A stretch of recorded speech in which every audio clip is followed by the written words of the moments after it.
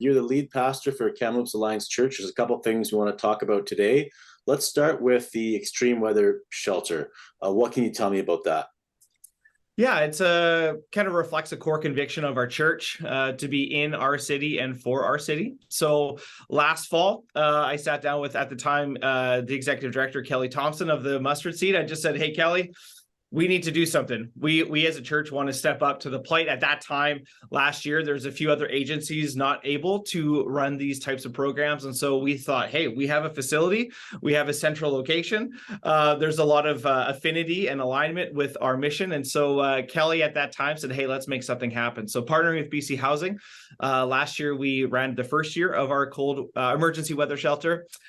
Did some reevaluation after the first year and really felt, again, that we wanted to play a part in our city. So really positive feedback from our first year doing it, partnering with the Mustard Seed, and really seeing our church just step up to the plate in so many different ways. Really kind of helped our church along our journey as well, while being able to give back to the community. When does it run? Like there's certain parameters, right, for when it will run and who runs it? And you mentioned you kind of reviewed it. Were there changes that have been made for this year? Yeah, so the Mustard Seed runs it. We play the role of host, and our volunteers kind of play the role of hospitality. So meal making. And then, yeah, we did do an evaluation after last year, kind of saying, hey, what worked, what didn't, what do we need to do moving forward? And so there are a few minor tweaks this year, Marty, but not significant. Some of the meal structures have changed. The Mustard Seed is now providing a volunteer coordinator to do a lot of kind of our in-house volunteer coordination. So we have between 35 and 40 volunteers signed up, ready to go for just that host part of it. But we knew just we lack the expertise that the people at the Mustard Seed have. So we are glad to play the host role, kind of the behind the scenes role, whereas their staff take care of the clients more directly. What constitutes extreme weather? So when does it open up? Anything to 5 centimeters of accumulated snow, or the weather being -10, including wind chill. Okay. And most of your clients, or most of the clients, who are they? Mostly here on the North Shore. So one of the big problems, or one of the situations that we're trying to solve as a city, is more care here on the North Shore. So a lot of our clients last year came from the Loop, which is just a little bit further down the street. And so we had a great partnership with some of the leaders there at the Loop, the Mustard Seed as well. And so they would kind of take care of the clients during the day, and then they'd come over here starting at 10 p.m. at night, all the way till 7 or 7:30 in the morning. Okay. Did I say your last name correctly? First of all, I didn't check with you. Did I say? Throness, yeah. Okay. Yeah, Okay. Good. Yeah, you're good. Yeah, no problem. Let's switch gears. I want to talk to you about the Sun Peaks Christmas Eve services. What can you tell me there? Yeah. So as a church, we want to just move into the community more. So the emergency weather shelter reflects one of the heartbeats of our church is to be in the city for our city. And then we just feel like we have a great message to share. And so part of that is to expand the ministry and reach of our church.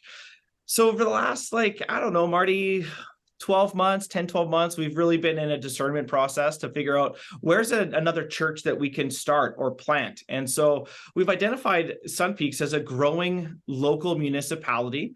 More and more people are wanting to be a part of a very cool and expanding city up there. And so there's no permanent local church up there. And so a part of our process is to say, hey, we're here and we want to be a part of the story of Sun Peaks on a longer term scale. So how do we start that? Well, we're going to start that this Christmas. On Christmas Eve, we are going up to the Grand Hotel ballrooms, and we are facilitating, hosting 2 services, 5:30 p.m. and 7:30 p.m. there in the ballroom for the people, the masses that are going to be there at Sun Peaks over that Christmas season. And so we're thrilled, we're excited, a little fearful too about doing something new, but the anticipation level is quite high.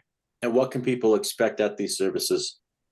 Yeah, so they'll be 60 minutes long, 5:30 to 6:30, then 7:30 to 8:30. We're bringing in GK Sound, a professional local sound company, to do all of the production, lighting, all that sort of stuff. Live band, lively but reflective Christmas carols, a message of hope, some stories of transformation that we get to share with people, and then some light refreshments and hospitality at the end, just to say, hey, Merry Christmas to everybody who attends. They're family friendly, 60 minutes long, family friendly. Any age is welcome. And yeah, we're just so thrilled to welcome people there. For people who don't know, I mean, you don't have to be a religious person or a Christian to go to these services, correct?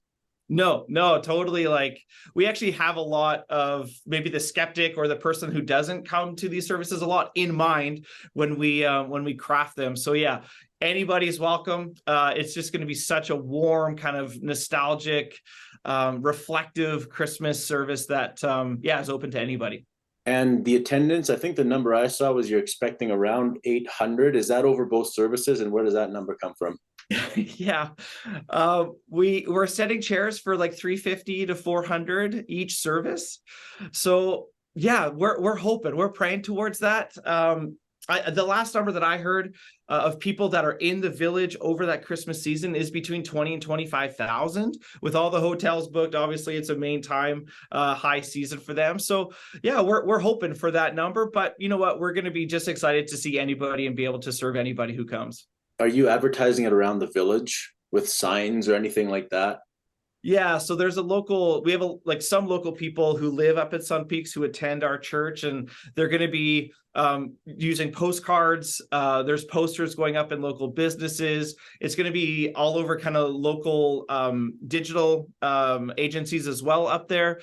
We're hoping to have some sort of booth set up with a banner and some postcards where people can get more information, as well as our website here to ksc.ca/sunpeaks.